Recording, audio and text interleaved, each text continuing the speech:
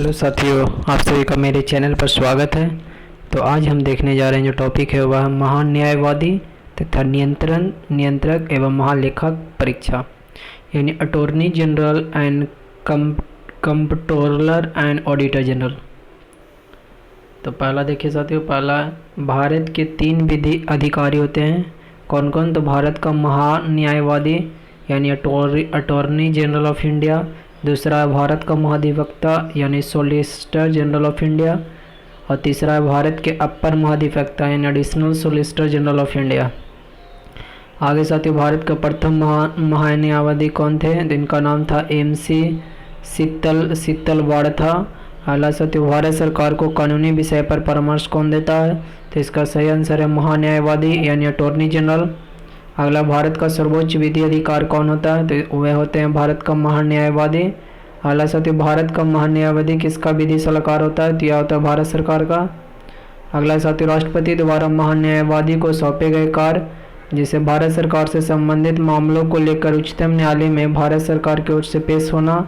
यह है अगला कि दूसरा पॉइंट है कि संविधान के अनुच्छेद 143 के अंतर्गत राष्ट्रपति की ओर से उच्चतम न्यायालय में भारत सरकार का प्रतिनिधित्व करना। अगला साथियों, सरकार से संबंधित किसी मामले में उच्च न्यायालय में सुनवाई का अधिकार।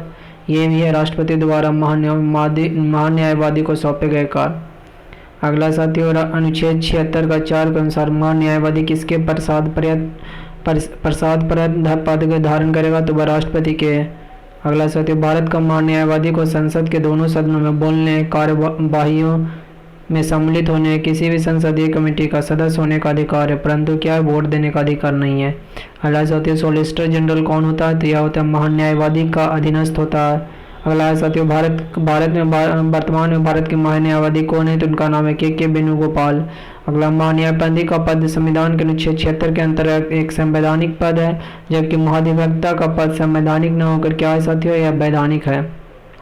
आगे देखते हैं, अगला पॉइंट है भारत के प्रथम नियंत्रक एवं महालेखक परीक्षक कौन है? तो इनका नाम है बी नरहरि राव। आगे है, भारत सरकार को कानूनी विषय पर परामर्श कौन देता है? तो इनका नाम है महाधिवक्ता।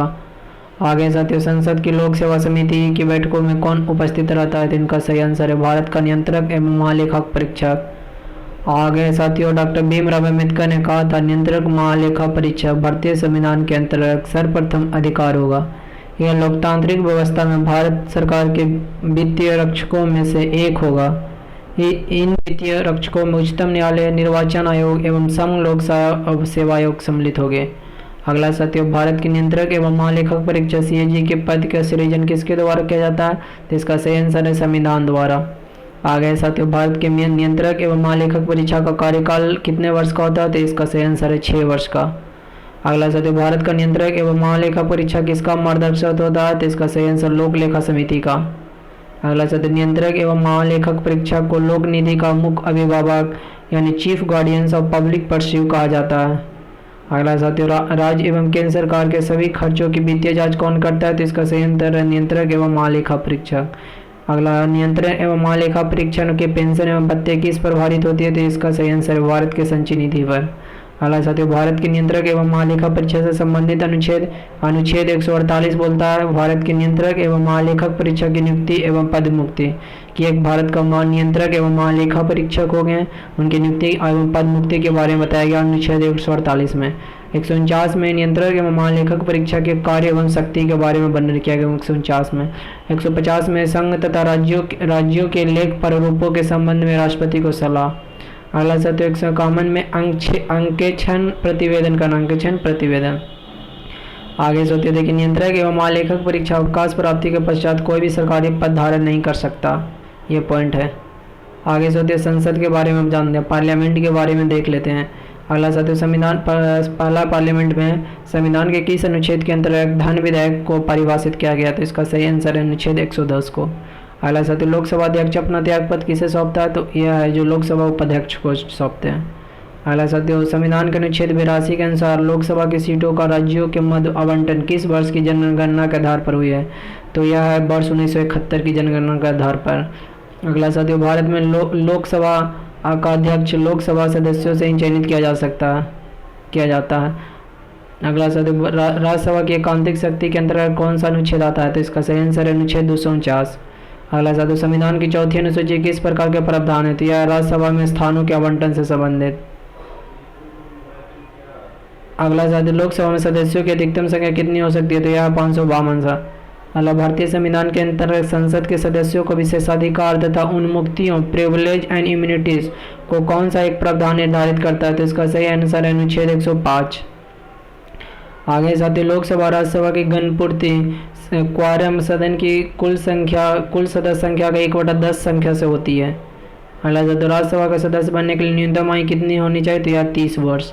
अगला साथियों, राज्यसभा की अधिकतम निर्धारित सदस्य संख्या कितनी है? तो इसका आंसर 250। अगला साथियों, संसद के किस सदन का अध्यक्ष उसका सदस्य नहीं होता है? तो इसका सही आंसर है राज्यसभा का। आगे साथियों, भारतीय संविधान का कौन सा अनुच्छेद संसद को अंतर्राष्ट्रीय समझौतों को लागू करने के लिए विधि निर्माण करने की शक्ति प्रदान करता है? तो यह जो अनुच्छेद है वह अनुच्छेद 253। आगे साथियों, भारतीय संसद में राष्ट्रपति और संसद के दोनों सदन लोकसभा एवं राज्यसभा सम्मिलित होते हैं।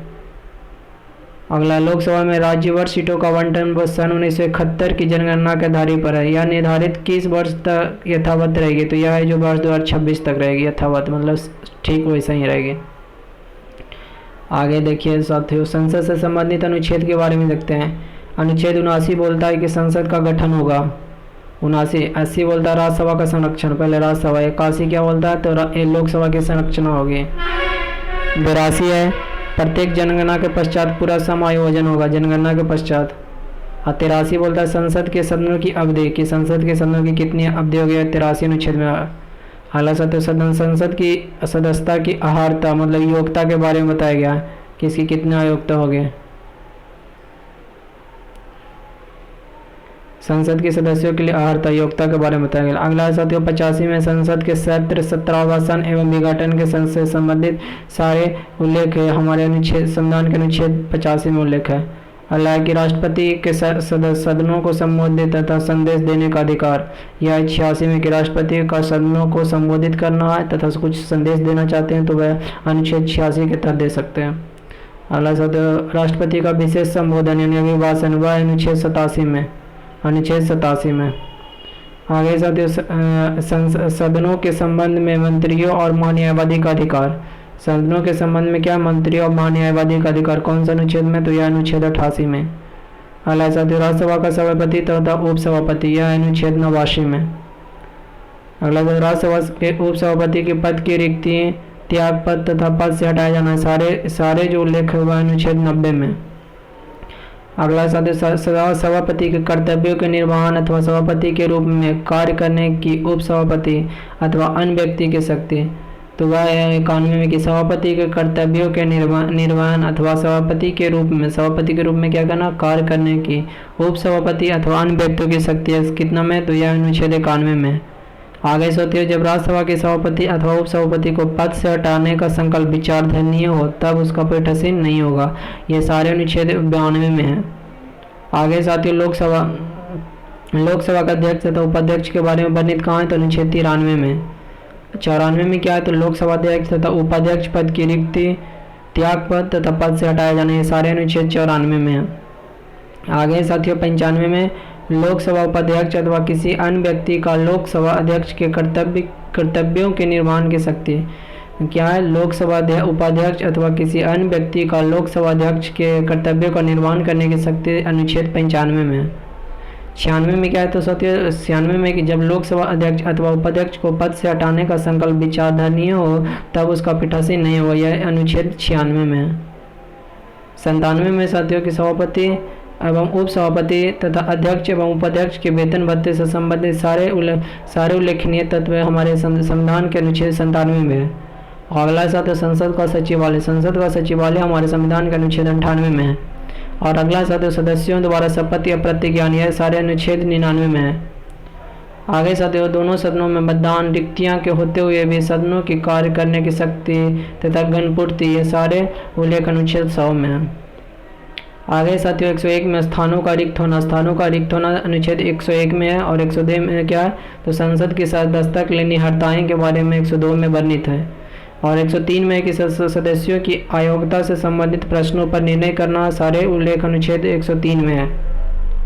और अनुच्छेद 104 में क्या है तो साथियों, अनुच्छेद 104 में कि अनुच्छेद 99 के अंतर्गत शपथ लेने या प्रतिज्ञान करने से पहले आहर्त न होते हुए अथवा निहर्त किए जाने पर भी सदन में बैठने तथा मतदान करने का दंड। ये कहाँ है तो ये अनुच्छेद 104 में, अनुच्छेद 4 में, अनुच्छेद 96 के अंतर्गत है। आगे देखिए साथियों, अगला पॉइंट है कि भारतीय चुनाव आयोग इलेक्शन कमीशन संसद तथा विधानमंडल दोनों के चुनाव के लिए उत्तरदायी है। तो ये आप समझ गए होंगे। वीडियो अच्छा लगा तो चैनल को सब्सक्राइब कर लें।